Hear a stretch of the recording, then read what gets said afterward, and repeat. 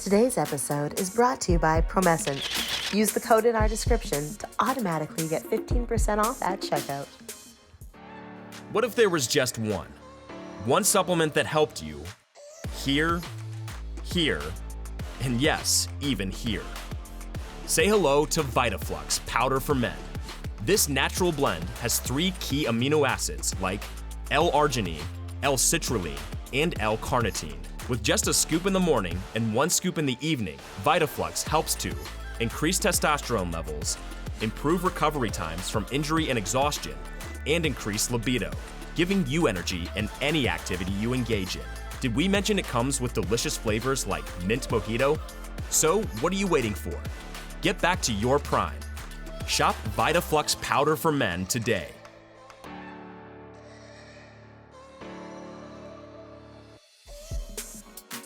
You're watching ASN Underground with Sam Mack. Hey, that's me. Today on this episode, we are going to be talking about horror movies, the thing that scares me the most, the thing that keeps me up at night, gives me nightmares, and makes me really grateful for my life and how smooth things go. There's no one chasing me down the highway, no random clawing sounds at my bedroom door, and definitely no monsters under my bed. I check every night because I'm scarred from the horror movies I grew up watching.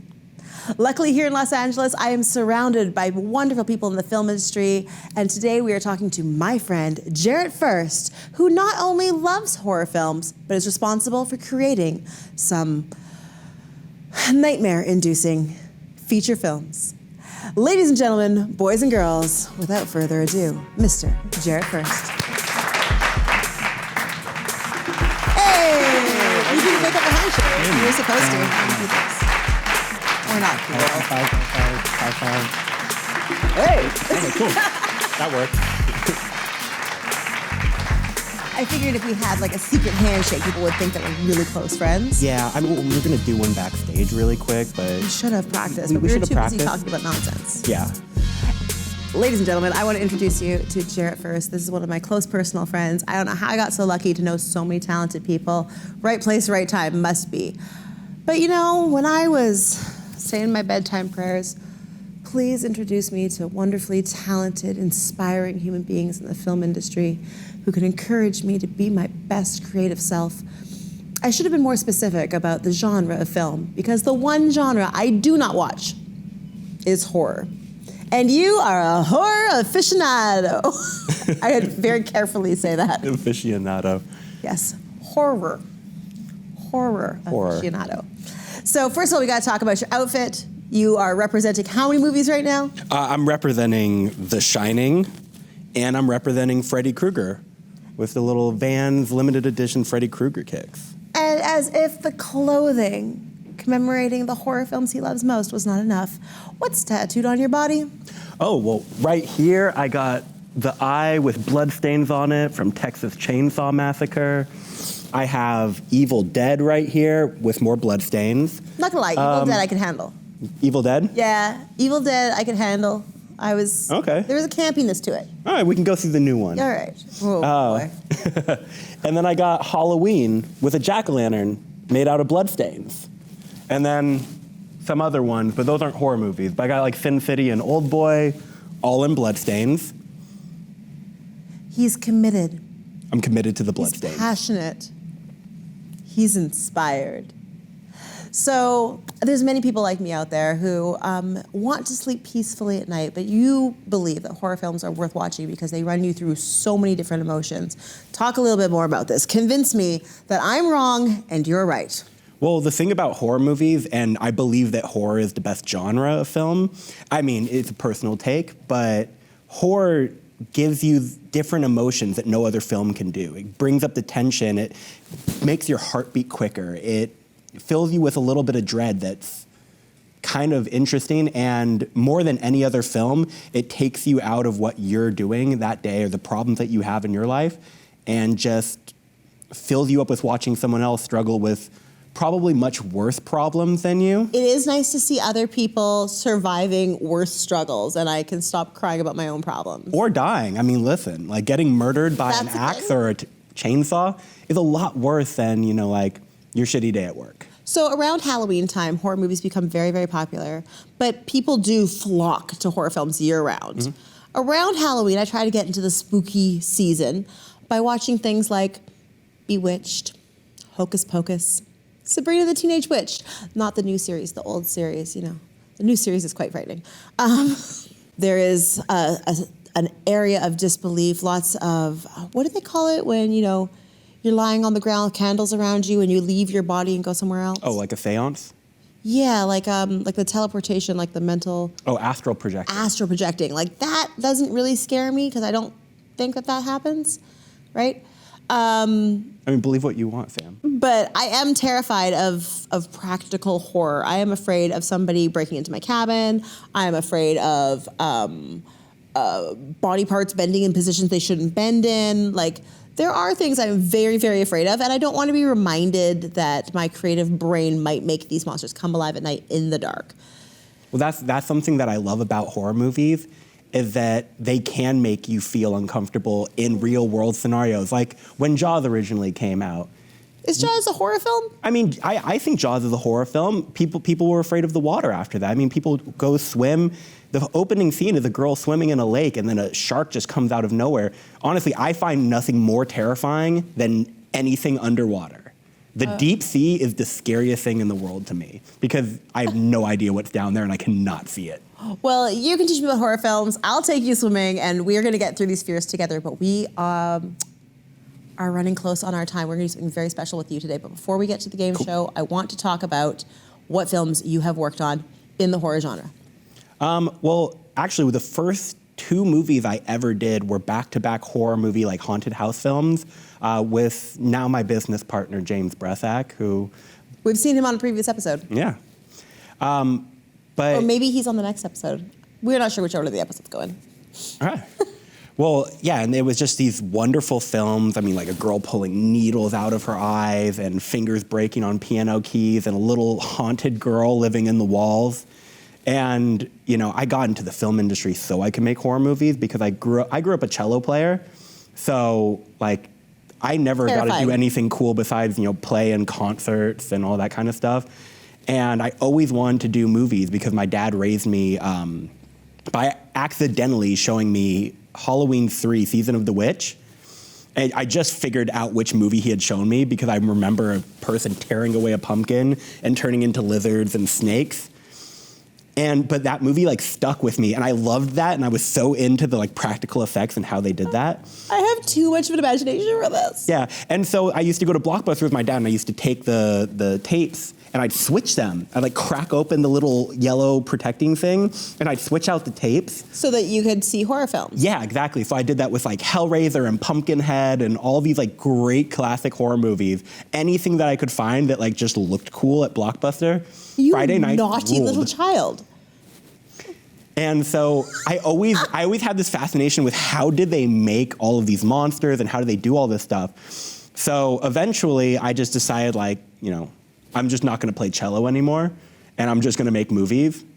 And so I did. And that has worked out really, really well for you. You've worked on some major films. Before we get any further along in this interview, we've got to talk about what we're going to do right now. Cool. We're going to put 20 minutes on the clock, and every 60 seconds, the picture on this TV screen is going to change.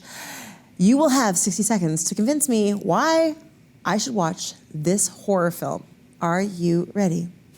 Let's go. All right. We've got 10 seconds left, so we'll just get comfortable here. Whew. The first film, I don't know which order these are going in. All right, cool. I hope you know all of them. This is the first film, An American Werewolf in London. All right, so American Werewolf in London is this really great movie. It's actually a horror comedy. So you don't really have to worry about being super afraid of it. And it has probably the greatest werewolf transformation scene that's ever been done in a film, even with the VFX we have nowadays and all this. And this was done in all practical in-camera shooting. It looks amazing. There's great moments like Beware the Moors, the slaughtered lamb, and this great finale scene with the werewolf against a bunch of cops in the middle of London. And it also has a beautiful love story in it. Okay. It has a really cool dead friend who haunts him and says wacky, weird lines. You'll love this movie. You're gonna watch it. It'll be great. I feel like An American Werewolf in London, it is like an older movie. It's a bit of a cult classic. I believe it's mid-70s. Next movie, we have... Psycho. So this is a black and white film. This is one of my fears. Oh, really? I shower? don't have shower curtains for this reason. Well, the interesting thing about Psycho, and no spoilers on this because it's been out since forever, but they kill off the main character within 20 minutes of the movie starting. And so you're following this woman on her journey, and then she just gets killed. And from that point on, you're dealing with an insane serial killer who's just obsessed with his mom, who's just dead in his room, and he's kept her corpse there. I didn't even know about that. Ew. Yeah. Anthony Perkins gives the performance of a lifetime in this movie, and just for the fact that this is cinema at its best, and Alfred Hitchcock is a genius, you should watch this movie. Now we have Child's Play. So Child's Play, come on. This is Chucky, correct? Yeah, this is Chucky. Okay, so I know Chucky from going to Target around Halloween and there being dolls. I know that he comes to life. I don't know anything else. So it's about a serial killer who's trying to escape the cops. And so he does this, this ritual that ends up putting him in a child's toy. And from that point on, he's going around killing people. As a doll. Yeah, but as a vulgar, crass, weird doll that just loves killing people and doesn't care. Does he talk like an adult? Oh, yeah, he does. He has the voice of I forget, I think it's Brad Dourif. And so, yeah, this is just so fun. This one isn't scary at all. It's just a really fun movie. It's made for people like you who are afraid of horror movies, so that when you're sleeping at night, you can look at your doll collection and know that it's going to come up to you and... No, I have a stuffed animal, but no. Okay, Evil Dead. Evil Dead. So this is one of the tattoos I have is the poster from this movie. This is the one with the boomstick, right? Yeah, here's my boomstick. Yeah. That was Army of Darkness. This is there's 5 movies now. Oh. First one was Evil Dead, Dead by Dawn, Army of Darkness. Okay, Army of Darkness I can have. That's where they're in the cabin and the trees do the inappropriate thing? No, this is Evil Dead, where she gets, the R word by branches. And then she becomes possessed and becomes a deadite, and people start turning. But this is also the one where there's a million of him on top of him? No, that's Army of Darkness. Oh, see, I like Army of Darkness. I thought that the tree scene was also in that. No, it's in this one and in the second one. Wow, I have completely erased from memory everything else but the tree scene. Yeah, but this one's so campy. Okay. You've seen this one, right? If I handle Army of Darkness, I could probably handle this. Yeah, absolutely. Or I've blocked it out for a reason. I should talk to my therapist. Reanimator. This looks like Revenge of the Nerds. This looks like late 70s, early 80s comedy. Exactly. It is. It's about a guy who's, this really out there scientist, and he's trying to figure out how to reanimate corpses and bring them back from the dead. Something we're all curious about. And so he finally does it correctly, but he does it to this dismembered head of one of his professors. And of all the people to bring back. Yeah, and then it just became zany and wacky and weird and full of practical gore goodness. Okay. I mean, this is overall just a really fun movie. I actually went as Halloween dressed as him, holding a head. Professor's head? Yeah, and my little shot, and I was just shooting shots of tequila in people's mouths. Hilarious. When I think of reanimating corpses, I'm reminded of Frankenweenie. Oh, I love That's the kind of horror film I can handle. This is Scream. Now, is this the original Scream? This is the original Scream. Okay. So I know I have seen this, and I don't think I was scarred for life. I mean, this is one of those movies that broke down the genre and made fun of itself while still having serious scares to it. The twists were upsetting to me. The twists in these movies are great. I was upset because I trusted that man. He was bad. No, but I mean, there's something really great about this movie. Wes Craven was just one of the greatest directors of our time, and he created the Freddy movies, and this was such a love letter to films while also poking fun at the holes that can happen in films and what the tropes of the genre are. I'm actually kind of excited to see the new Scream because I didn't find these as scary as I did. I got mad at the characters betraying me. They're not really that scary. They're just fun. The Exorcist. I've heard about this. The Exorcist is, a lot of people say, the scariest movie of all time. Really? I don't necessarily agree with that. Because? Just because it didn't really scare me that much, but it is a terrifying movie. Are you religious? Me? Yes. No. Do you believe in possession? Yes. Really? Yes. So you But I don't believe it's a religious thing. You wouldn't call a priest to get a demon out of you?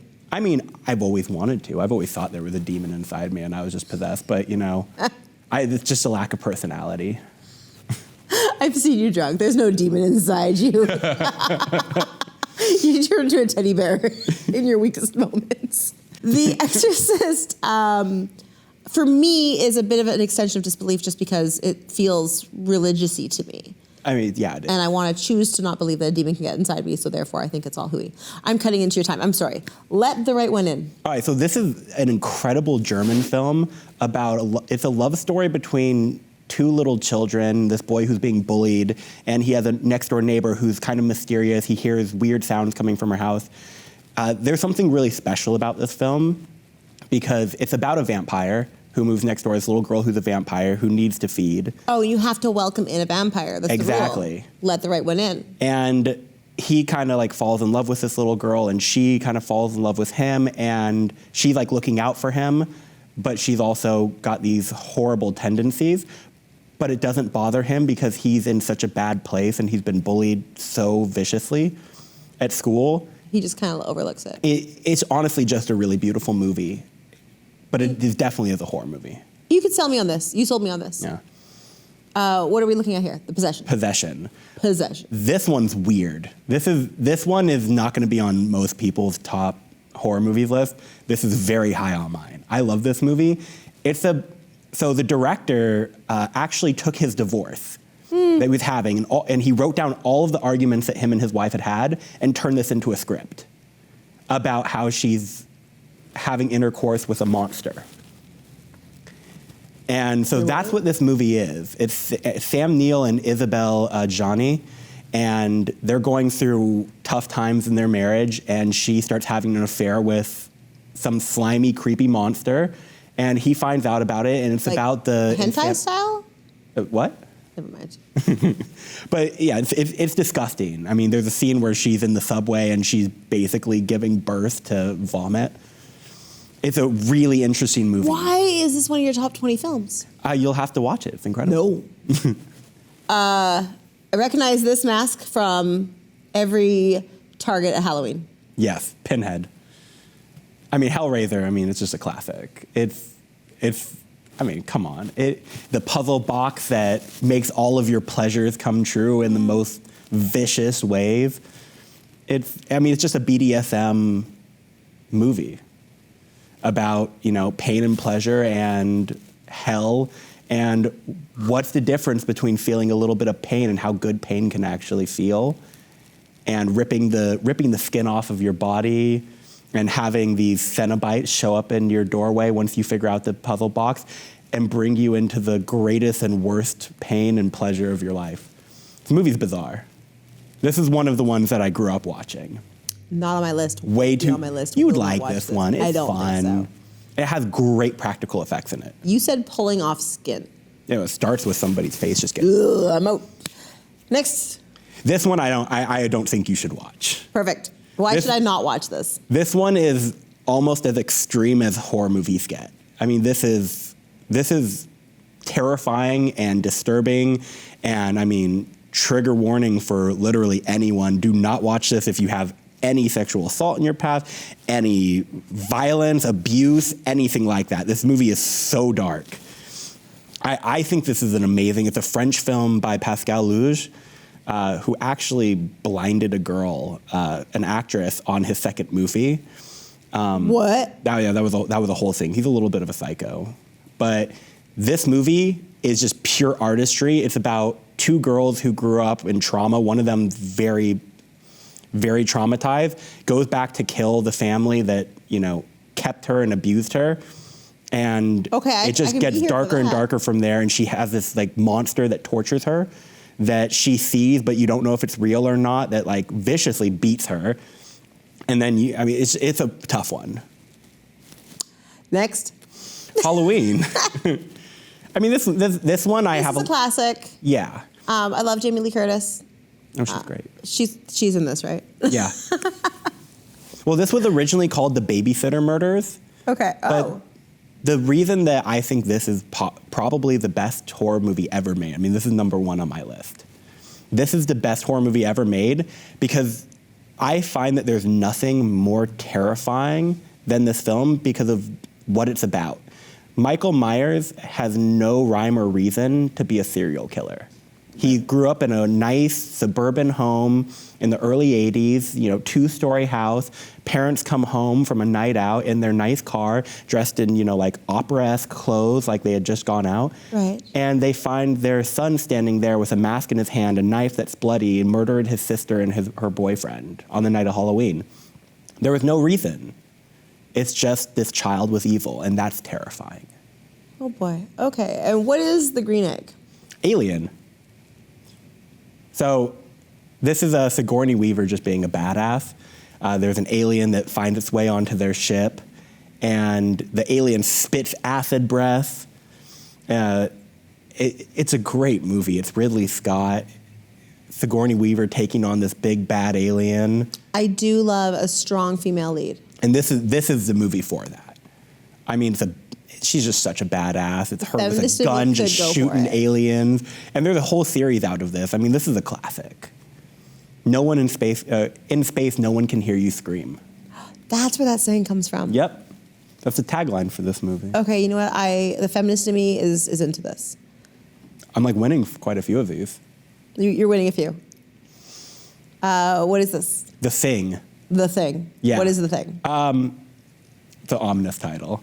So this is John Carpenter, and it's about a group that goes off to Alaska because there's this anomaly happening out there. Okay. And so this entity of sorts starts taking over their bodies and making itself look like them. And so the whole movie, you don't know who is who and who's actually saying that they are the person they are. It's a little bit confusing, but this monster is basically mimicking the people that are there and slowly going from person to person, killing them, turning into the next person. Oh, so we don't like mimics because they're unpredictable. Yeah, and you can never trust your neighbor. Yeah, that's scary. Yeah, and I mean, this movie is great. It's Kurt Russell. Oh! He's the star of it. It's amazing. Okay. What is this? Suspiria. This is a movie about witches. Never even heard of this. This movie is so cool. It's from Dario Argento, who's this Italian filmmaker. And this movie is so colorful. It's beautiful. The music is loud and intense. And it's about these old witches hidden under the school of a ballet school. It's about this girl that goes to ballet there, and she starts uncovering, this like lore about witches, and finds out that the school might be run by the three mothers. And there's like the Mother of Tears. I forget the other one. So what part's scary? Ballet, cool. Witches, cool. You'll have to watch it. Are they? I guess they're bad witches. They're bad witches. Oh, okay. But the movie has some of the most insane, beautiful mood lighting throughout. Mm-hmm. It's very colorful, very loud. It's great. Speaking of loud, Poltergeist. Poltergeist. I mean, I don't think this one's actually scary at all. I just think this is a really fun movie. Have you seen it?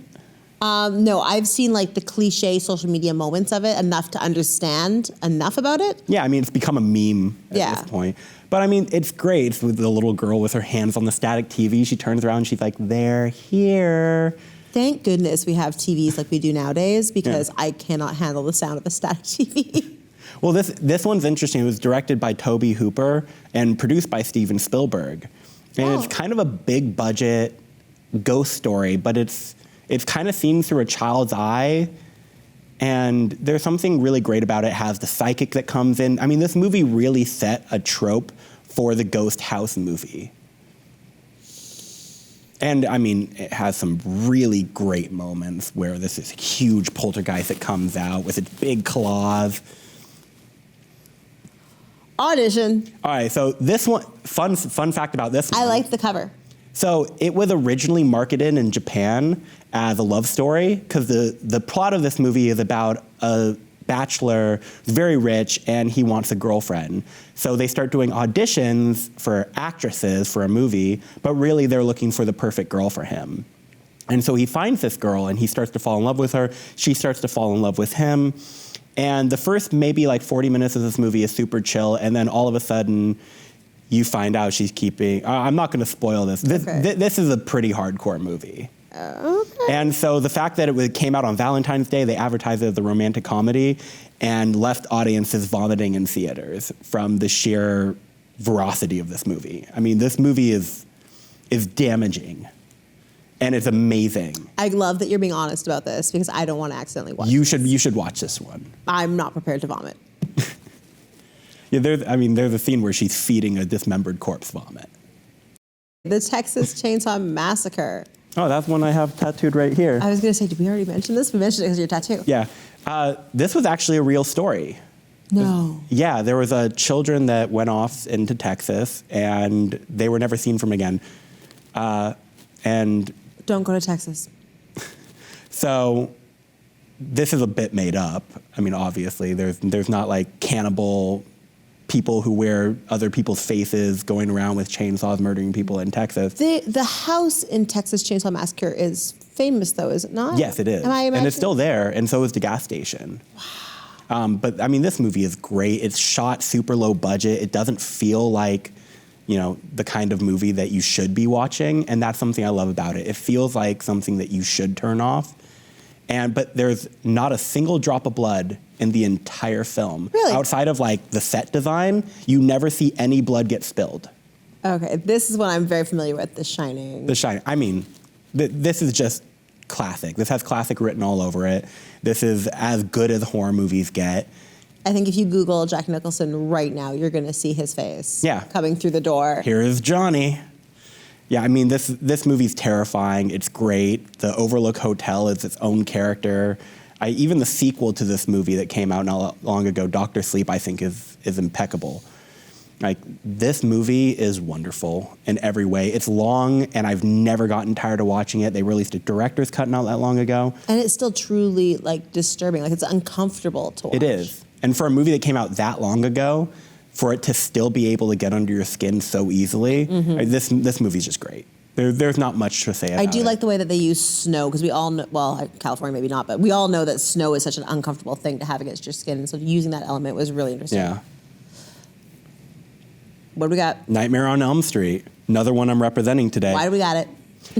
I mean, this movie's terrifying. The idea that somebody can creep into your dreams and murder you while you sleep with being completely helpless with knives for fingers. This is actually why I don't want to watch the horror movies. This is the nightmare it's going to give me. This one scarred me as a child and made me so uncomfortable with sleep. I would have nightmares about Freddy Krueger all the time, but the series as an entire franchise is just so great.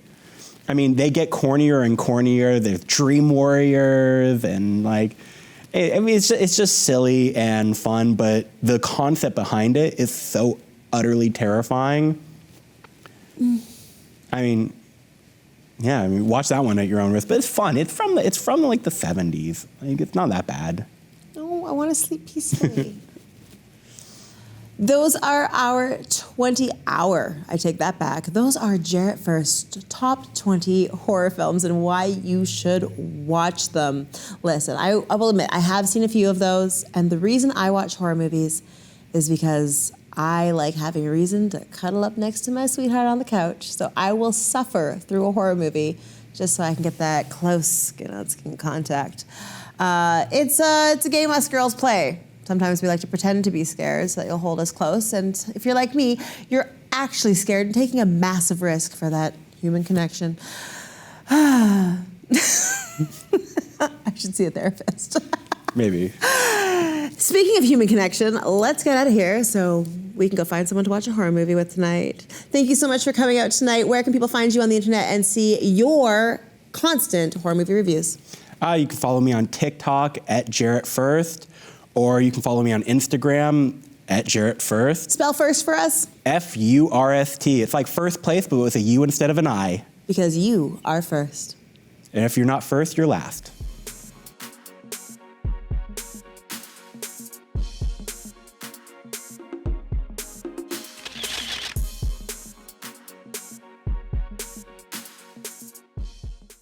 I'm not saying I'm a bad lover, but sometimes I was the only one crossing the finish line. Sometimes? But the first time I tried Promescent Delay Spray, wow. Wow. Just a few sprays and I could focus more on the intimacy and not be worried about finishing too soon. Now I'm not just running a sprint. We're both signed up for a marathon together. And he lets me cross the finish line first. Anything for you, milady? No accents. Right, I mean, right.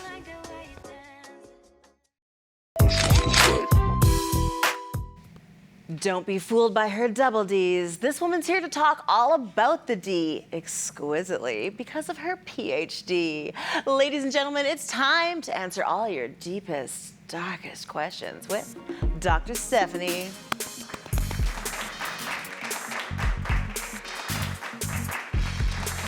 All right, so we have audiences from all over the place, from all different demographics. Yes. And some people are asking about condoms. And you know what? It's not actually mandatory education in schools. Parents don't necessarily talk to their kids about this.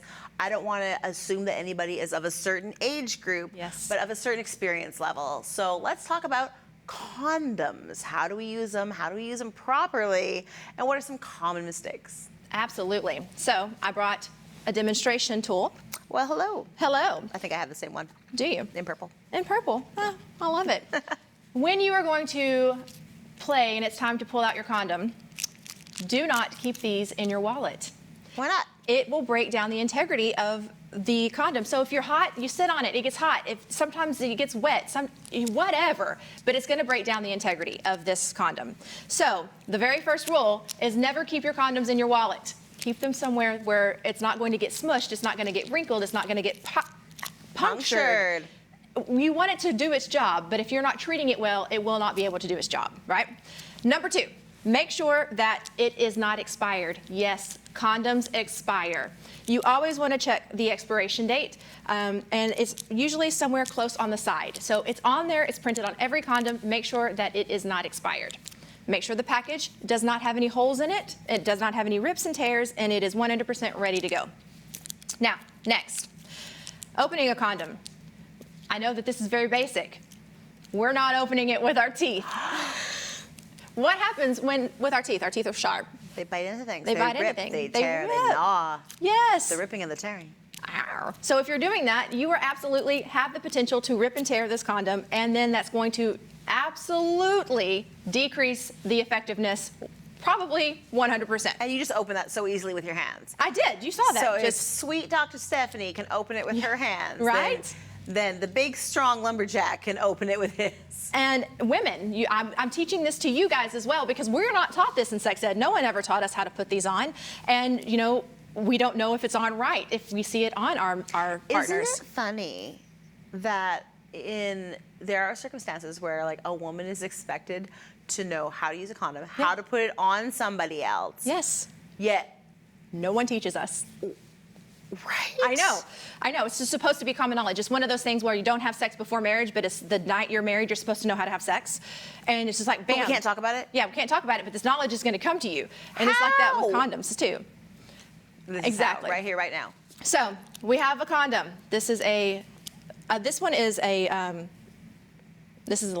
latex natural, so it is not lubed, oiled, or anything other than what comes in the package, because some oils and lubes can disintegrate this condom, or it can cause fractures, puncture, holes, all kinds of stuff. So now there's two ways. You're gonna look at this condom, and it pretty much looks the same up and down. It does, up and down. So we have the right way and we have the wrong way. So look at that condom. All right, check this out. So I see the condom. And this is the mistake I did. I did a show with this once. I got very embarrassed. I take the condom and I go and I put it on, and I realize it doesn't roll down. It doesn't roll. So I take it off and I flip it. Now this condom is still totally effective, right? No, it is no longer effective. Why not? Because we have the possibility of tearing. We haven't messed with the integrity, and also there's infection on the inside. We just threw all that pre-cum. So now we can pass the infection on to our partners. So make sure that you are holding the condom correctly, and if you put it on incorrectly and you need to take it off, we reach into our pocket and we get another one, because that's why we have more than one condom with us when we are going to be playing. So this one is is rolling under, so I would not be able to roll it down. Yes. Flip it this way. Yes. Now, can I butt in for a second? Absolutely. Please. As a lady who loves her long nails, Yes. how do we deal with this? So this is what I've learned. Condoms are incredibly durable. Yes. Incredibly durable. So you can literally take your fingers and stretch, and I'm not breaking through that condom at all. I'm so glad you're doing that. Am I? I'm not. No. Look at that. Yeah. Ooh. Ooh, so for me, it was always easier to do this and pull it down. Sure. Because I got the long nails. But I've now pulled this condom apart. That's okay, because we have more. And what I do want to say is that if someone tells you, oh, this condom's too small, I'm glad you're doing that. The condoms are not too small. Now, Even with long nails, it's not breaking. there are some condoms that are different sizes, yes. However, if a man or a penis owner tells you, I cannot wear this because it is too small, more than likely they're telling you a big fat fib. Because look, her hand is in there. They're very sharp nails. With jewelry and everything. Jewelry and everything. We haven't torn it. It's very durable.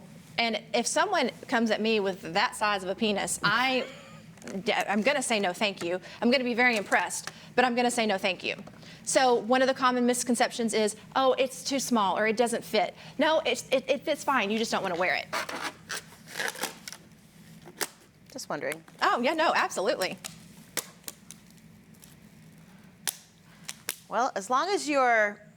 What size shoe is that? That's a lady's 9. Absolutely. So a size 9 can fit in a condom and still have the required space up top to where we can have our ejaculant fluids safe and sound in the condom and not smushed out. There we have it, folks. Now, As long as you are smaller than a size 9 shoe, I guarantee your condom's going to fit. absolutely. Put the condom on. It's really durable. It's really durable. I expected it to come off. It's going to come off and smack me in the face. We're going to roll it down. And one of the key things is you have to have... I did finally break. Did you finally break I it? nailed it right through it. We're going to have extra space in the top. Why do we need extra space in the top? Because the money shot needs to go somewhere. It does. And if it's already tight like this, It can't go anywhere. and we're going and we're inserting this, what's happening? We're stretching it beyond its limits and now. it's coming out the bottom. It has the potential to come out. If we are still inside and leakage. leakage comes out, but we're still inserted in a vulva that can produce babies, what happens? This sperm How travels. did I get pregnant when I always use condoms? Yes, sperm travels. You've heard it here. It travels. It doesn't have to be shot in you. It can travel. Therefore, make sure you are using the condoms correctly. Now, this one, I pushed it down so far I can't get it off. But disposing of a condom, it comes off. All the good stuff is all kept in there. This goes into a trash can. Not the toilet. Not the toilet, and not on the floor. You do not want to be the person making eye contact with the plumber when you have flushed your condom down the toilet. And they're like, oh, what's this? And they're like, that must have been the previous owner. It's not mine. Yes, it is. Own it. But guys, ladies, gentlemen, whoever, if you are going to be using a penis at any time, which I hope you do, make sure you are It's a good using. time. I suggest it. It's a great time. Make sure you're using a condom and make sure you're using it correctly. If you have questions, ask. Don't be hesitant to ask because, yes. So a friend of mine has a very sensitive booty hole, and when you put a condom on a penis and slide it into the booty hole, you can actually feel the folding of the condom. How can I change that? Hold it at the base, the condom at the base. And so you keep it smooth. You keep it smooth. I'm just going to put this one right back on. Don't ever do this. Don't do as I say, not as I do. Yeah. So let's just say. So we're going to we hold on to the base of the penis as it's inserting, and that's going to keep the condom from rolling up, rolling off. If it does come off, change it. There is a 30-minute rule. If you have a condom on and you are having sex for longer than 30 minutes, you need to change your condom. I've never heard that, and I'm old. Yes, the reason why is we have friction, especially if it's anal penetration or even some very tight vaginal penetration. The friction, and if it's breaking down the integrity of the condom, you have more chances of it tearing, ripping, and then producing some sort of pregnancy or STD, transmitting some sort of STIs. I can't say that I've actually had more than 30 minutes at one time. Yeah. But that's a good rule. Most people put it on and they think one and done.